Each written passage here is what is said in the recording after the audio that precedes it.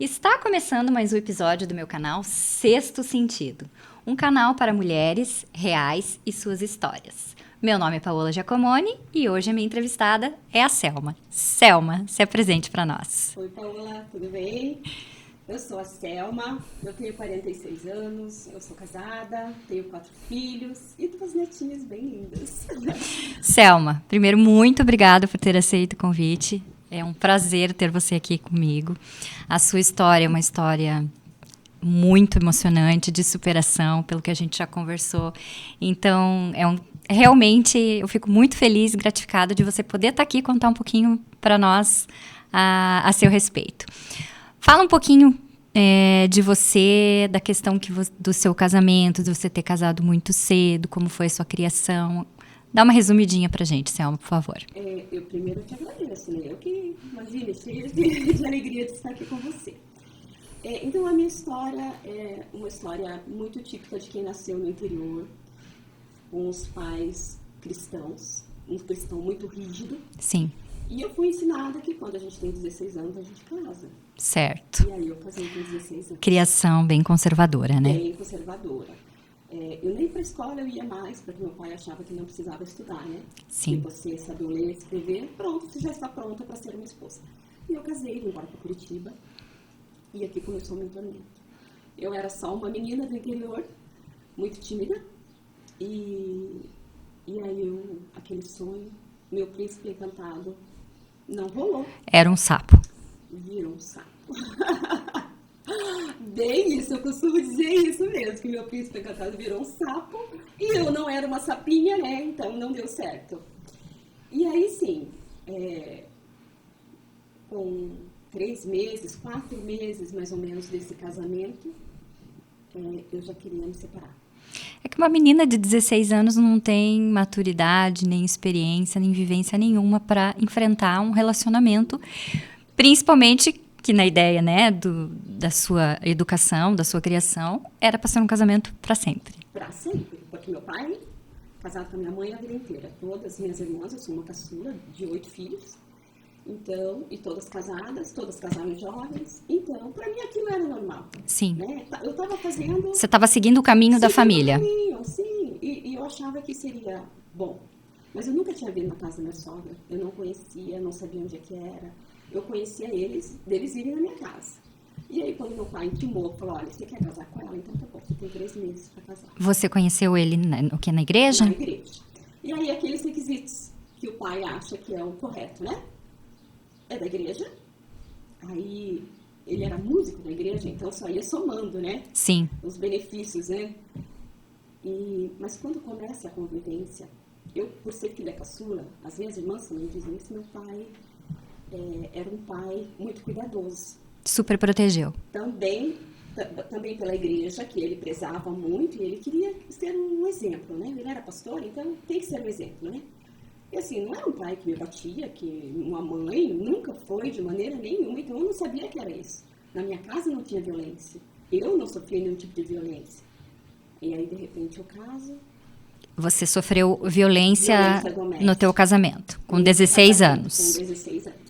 A primeira vez aconteceu, assim, 4 meses depois, que foi quando eu fui para casa da minha mãe, né? Falei, eu não quero mais. E aí a minha mãe falou assim para mim, filha, engravida, porque um filho salva casamento. Aquela ideia de que você nunca mais vai estar sozinha? Ia resolver tudo. Ia resolver. E eu engravidei.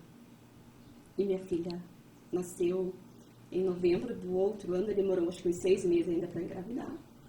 E aí... Só que não muda, filho não salva casamento. Infelizmente. Ainda mais um casamento doente. Um casamento doente. Que já não começou certo, né, Selma? Começou tudo errado mesmo, sabe? Sem você conhecer a família, sem você saber onde é que tá. Hoje eu sei que o que ele reproduzia em mim era o que ele tinha dentro da criação dele, certo. A casa dele era daquele jeito, o pai, a mãe... Era disfuncional. Disfuncional, então tudo bem se eu ser assim, né?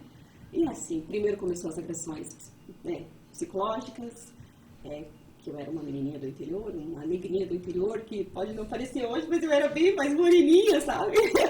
Queimadinha do sol.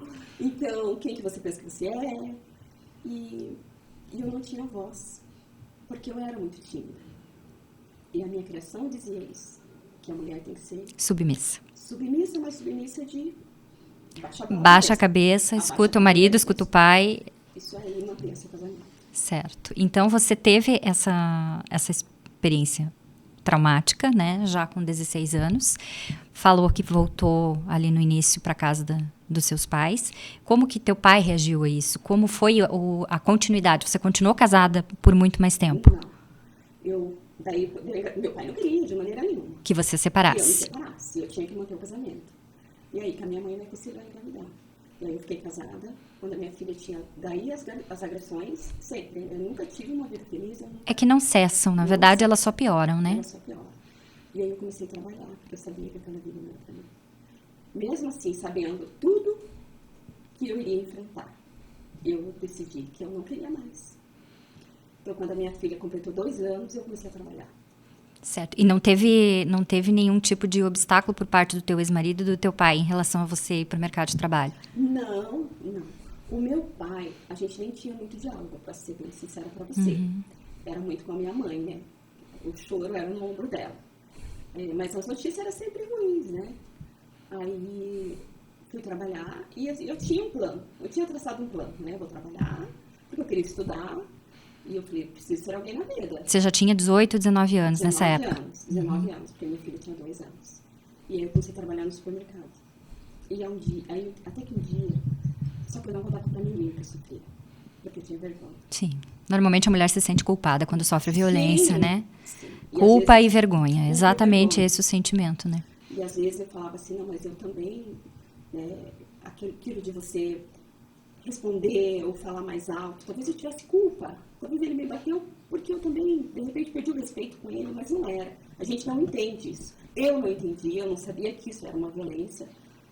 Eu só não entendia porque que a minha vida era daquele jeito. Certo. E que eu não E queria você queria mudar e começou, né, a dar os primeiros passos, começando a trabalhar. Isso mesmo. E aí, alguns meses depois, eu perguntei para minhas irmãs se alguém iria me acolher na casa delas, elas disseram que não. Eu liguei para minha mãe e a minha mãe falou assim, não. Você estava sozinha, literalmente. E aí, no meu trabalho, eu tinha uma amiga, que ela morava com mais uma irmã. Ela falou, na minha casa tem um quarto sobrando e eu tenho um colchão. Se você quiser ir, o colchão é seu e o quarto é seu. E foi isso que eu fiz. Eu peguei a minha filha e fui embora. E ele não foi atrás de você, não tentou retomar o casamento? 2 dias depois, ele foi com a polícia. E ele disse que eu estava morando num prostíbulo com a minha filha. Nossa. E o policial... E eles levaram minha filha.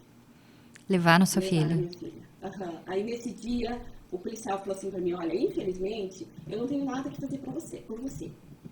O que eu digo pra você é, arrume um advogado. Porque qualquer pessoa que olhar, que vier aqui, vê que você não tem condições de criar sua filha. Ela tá dormindo no chão. Se for comparar a questão financeira aqui e lá, Sim. sabe que lá vai ser melhor pra ela. E aí, minha filha foi. As coisas na época eram muito diferentes também, né, Selma? Não é? Hoje a mulher ainda consegue procurar proteção, né? A gente tem os órgãos mais eficientes, mais efetivos, tem a Delegacia da Mulher, tem a Casa da Mulher, então... Não que seja mais fácil, não é? Violência doméstica nunca é fácil, né? E existe também não só dependência financeira, existe dependência emocional das mulheres que são vítimas, né? Sim. Mas o acesso é um pouco mais fácil do que na época que você teve a sua filha, né? Então, eu imagino que como deve ter sido difícil para você. Você se manteve com a sua amiga por um tempo ainda? Isso. Deixa eu só voltar um pouquinho aqui. O que é que me levou a sair de casa? Essa parte é muito importante. Um dia eu cheguei no trabalho, porque eu tinha um planejamento de 1 ano, então eu precisava trabalhar 1 ano. E eu cheguei machucada, com o rosto machucado. E naquele dia não tinha como, as pessoas não notaram, porque eu estava com o rosto inchado e por dentro estava cortado. Então ele me deu um tapa muito grande e machucou tudo por dentro. E eu chorei muito aquele dia. E eu trabalhava no caixa. E uma amiga minha disse para mim, queria saber o que tinha acontecido, e aquela vergonha, não queria contar. E eu dizia assim, meu Deus, e se eu conto e ele fica sabendo?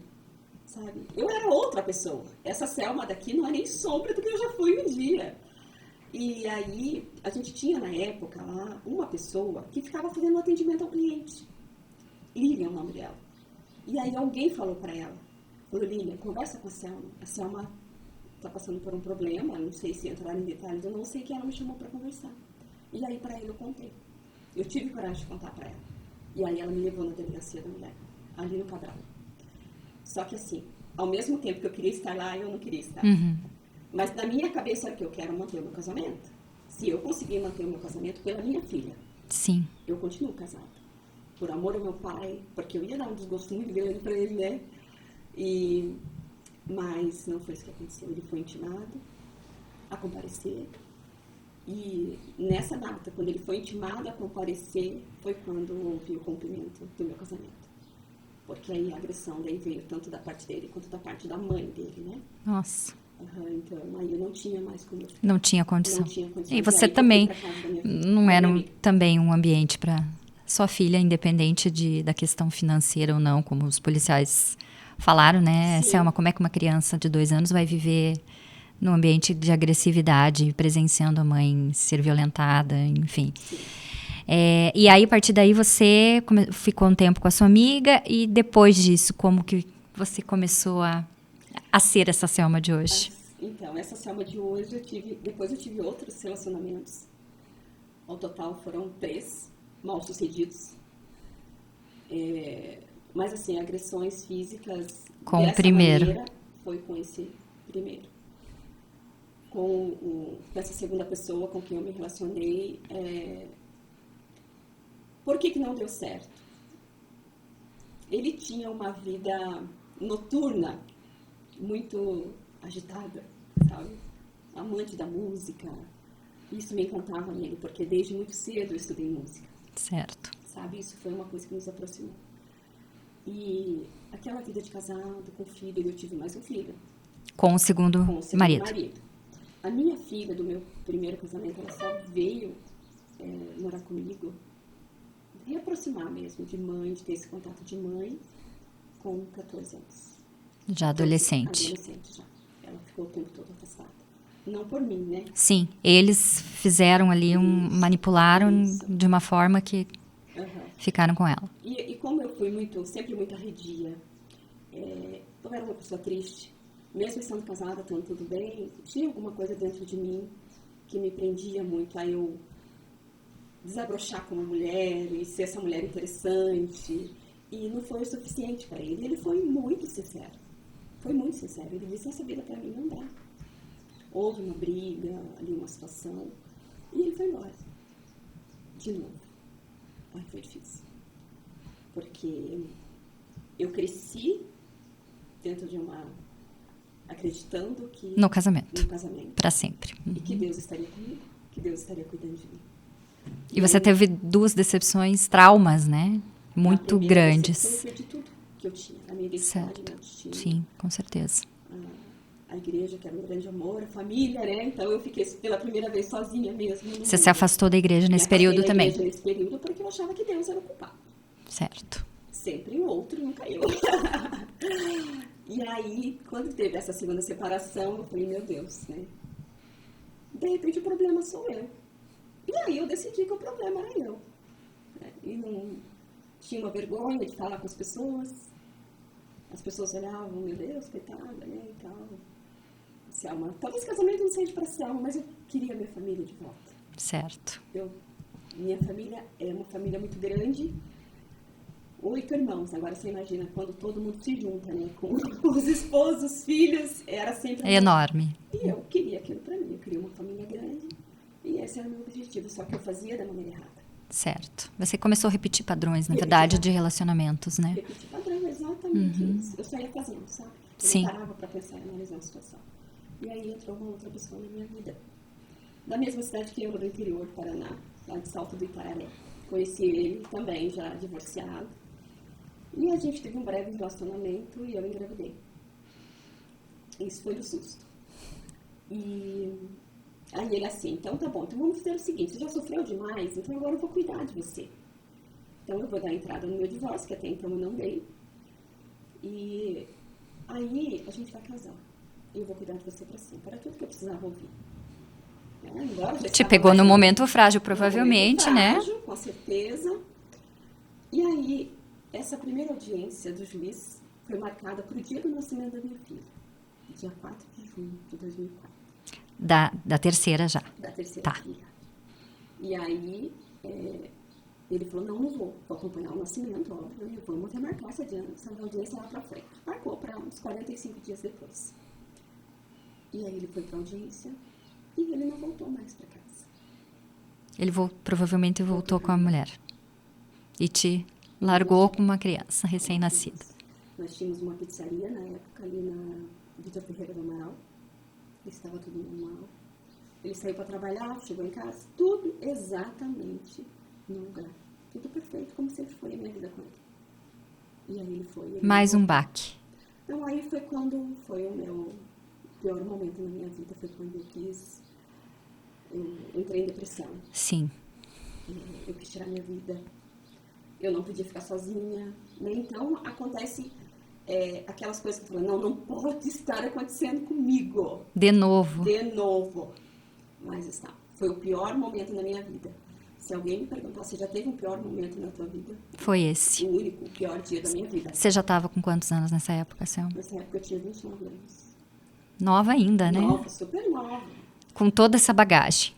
Enfrentando todos esses traumas. Uhum. E quando veio o seu quarto marido, que é a sua bênção hoje, né? Bênção. Sim. Aí nesse momento eu tive o meu fundo do poço. Sim. E mas também isso me trouxe o quê? O meu reencontro com Deus. Ou era isso, ou era isso. Ou era isso, eu não tinha outra opção. Certo. Eu não tinha mais opção. Ou eu iria me afundar de vez e tirar minha vida em algum momento, né, e deixar que o mundo cuida dos meus filhos, né? E para mim não dá mais. Ou eu me erguia.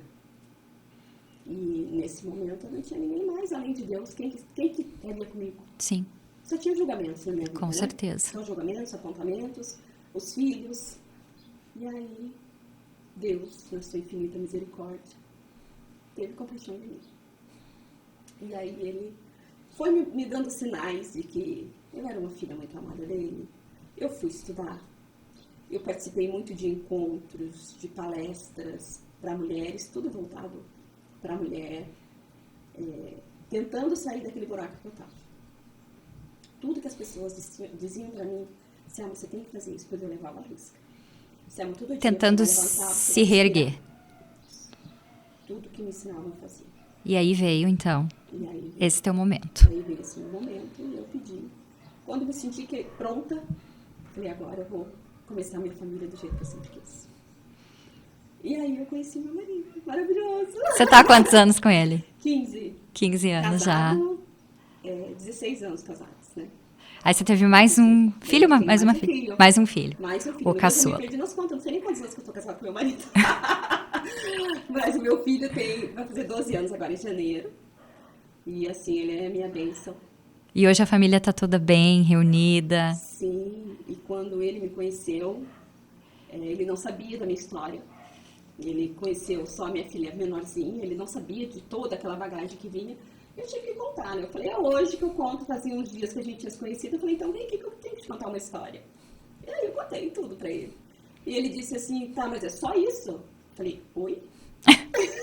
Olha a bagagem que eu tenho. E ele te amou Só e te isso? aceitou assim. Desse jeito. Meus filhos são filhos dele. Meu apoiador, meu patrocinador. Que legal. Os sonhos, todos os meus sonhos, Paula, eu realizei. Que legal. Todos os meus sonhos. Tudo que eu ousei sonhar até o dia que eu encontrei meu marido, eu realizei. Hoje eu tenho minha família junto comigo, né? Meus filhos todos. Minha filha mais velha já é casada, né? Já tem alguns anos casada, 7 anos casada. E minhas netas. E minha faculdade, que era o meu sonho, voltei a estudar, fui para a faculdade, fiz a minha graduação, fiz minhas especializações. E hoje está aí liderando mulheres de uma forma maravilhosa. Quem vê você hoje não faz ideia, né, das histórias de superação, porque você é toda bem resolvida, linda, maravilhosa, com uma família abençoada que eu já conheci lá naquele evento que eu fui. E realmente você é uma inspiração para nós mulheres, né, Selma? Então você se reergueu, você teve tanta bagagem, tanto trauma, né, Selma? Difícil até, imagino, de você contar tudo isso de novo, reviver, né? É difícil. Mas, assim, tão linda. Como que você coloca você em primeiro lugar? Porque você o tempo todo, em todas as histórias que você me contou, era o outro, era o outro, era o outro. Hoje você tem um marido que te apoia, né? Mas nós, mulheres, temos a mania de achar que a gente sempre tem que vir em segundo, terceiro, em quarto, em quinto lugar. Sim. É talvez um pouco da nossa natureza. Cuidar dos filhos, cuidar da casa, cuidar do marido, cuidar do trabalho e não cuidar da gente. A gente não se prioriza, né? Como que é hoje o seu ritual, a Selma com ela mesma, o seu ritual de autoestima, o seu ritual de beleza? O que você faz no teu dia a dia para se sentir assim como você está aqui na minha frente hoje, toda poderosa? E ser essa mulher tão inspiradora para outras mulheres? O que você faz para cuidar disso? Então, eu sou, durante muito tempo, isso mesmo, cuidei dos outros. Mas, desde que o meu marido entrou na minha vida, ele sempre me deu muita liberdade. E ele sempre diz assim, é isso que você quer, então você vai fazer. Ele é muito meu parceiro. Hoje, meus filhos, graças a Deus, já estão crescidos, né? Já Sim. não tenho mais aquela dependência de criança, né? De você estar ali muito do seu tempo. Sim. Mas eu vou para academia hoje. Eu tiro o meu tempo para ir para o salão. É sagradinho. Eu, assim, pelo menos uma vez por semana, eu tenho que estar lá no salão. Claro, ajuda o fato de eu ter isso na minha família, né? Sim. Mas eu sempre digo, meu Deus, mas terça-feira no salão, ai, minha filha, eu tô tendo a vida que eu mereço. Lógico. Né? E assim, eu gosto de falar sobre autoestima, o quanto isso é importante. Quanto impacta na nossa vida, né, Quanto Selma? impacta. É muito importante você se olhar no espelho e você gostar do que você vê. Exato. E se dá o direito de usufruir de coisas assim, né? Isso mesmo. E assim, eu já, por determinado tempo, eu já deixei de usar algumas roupas, porque eu achava que aquilo não cabia em mim. Hoje não. Hoje, se eu vestir, gostei, cara, tem dinheiro pra comprar? Fechou. Isso aí. É isso aí. Vamos embora. E são coisas tão simples, né? Coisas simples, coisas simples. Estar com a família. Na minha casa é uma casa muito cheia. É uma casa que está sempre de portas abertas para os amigos. Sempre tem alguém lá em casa. Nunca é um final de semana tranquilo. Não existe isso na minha vida. E eu faço isso tudo porque me faz bem. Por amor. Por amor. Por ter a família perto, ter os amigos perto. Isso me faz um bem danado. Que legal. Uhum. Sexo e sexualidade. Vamos entrar um pouquinho nesse assunto. Vamos lá.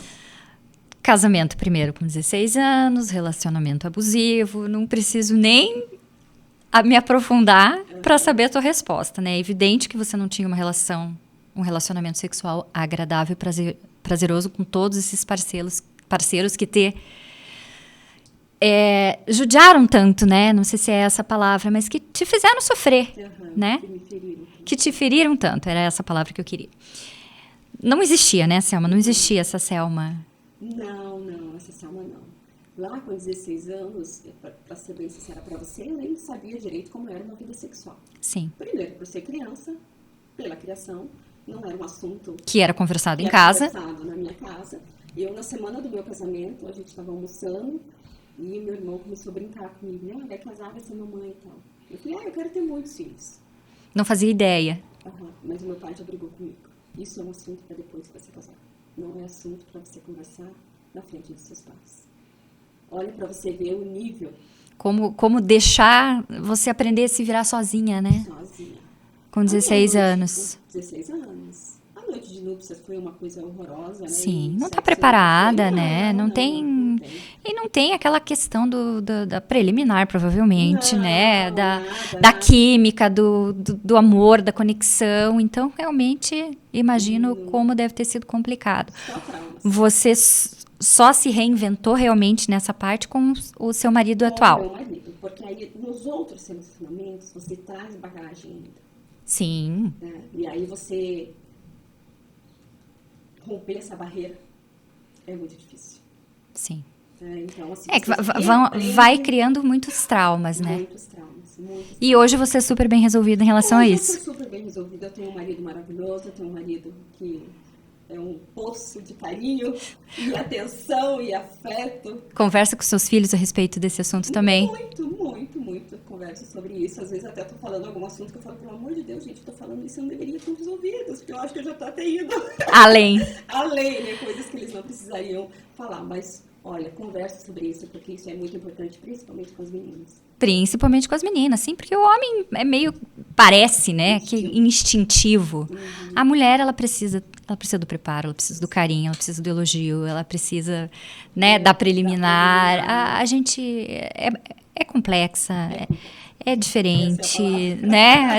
Não adianta, e eu imagino que mulheres que, como você, passaram pelo que você passou, às vezes passam uma vida sofrendo, né? Eu atendo tanta cliente, claro, não todas com histórias similares às suas, mas com histórias de realmente, casaram com o primeiro namorado, não sabem como se comportar, acham que sexo é só para agradar o parceiro, não, aí vira aquele sexo automático, vira aquele sexo por obrigação. Então é muito complicado, realmente esse trabalho que eu desenvolvo, Selma, de transformação de mulheres, como eu costumo dizer, é nesse sentido, é nesse foco da mulher se permitir o autoprazer, dela conhecer o próprio corpo, porque ela não tem como exigir do parceiro uma coisa que ela não sabe, né? Como você com 16 anos que não se conhecia e exigir do teu primeiro parceiro ali, do teu primeiro companheiro, primeiro que era um ogro, né? Segundo que, como é que você vai falar pra ele, né? Eu gosto de tal coisa, se você não tinha nem assunto, esse assunto era abordado dentro da tua casa. Então, eu imagino que você hoje, com a sua inspiração para as mulheres, eu com o meu trabalho, a gente precisa colocar esse assunto mais em evidência, falar sem medo, de uma forma natural, para transformar de fato essas mulheres, né? E para a gente encerrar, Selma, eu quero que você fale sobre inspiração, que você fale para essas mulheres que estão nos ouvindo, porque é um canal para mulheres, de como hoje você, com toda essa história, com toda essa transformação de vida que você relatou aqui, como você inspira e como você pretende inspirar as mulheres. E fale um pouquinho do teu livro também. Tá, claro. Eu quero trazer essa inspiração, na verdade, um assunto vai estar ligado ao outro, porque quando eu decidi contar a minha história, porque eu tinha muita vergonha dela, hoje eu não tenho, hoje eu tenho orgulho dela, porque eu sei o quanto eu vou ajudar as mulheres, né? E eu quero que elas inspirem, que elas leiam o meu livro, porque assim, aqui a gente resumiu, né? No detalhe, as coisas são muito... Como é o nome do livro? É sobre não desistir. Sobre não desistir. Sobre não desistir.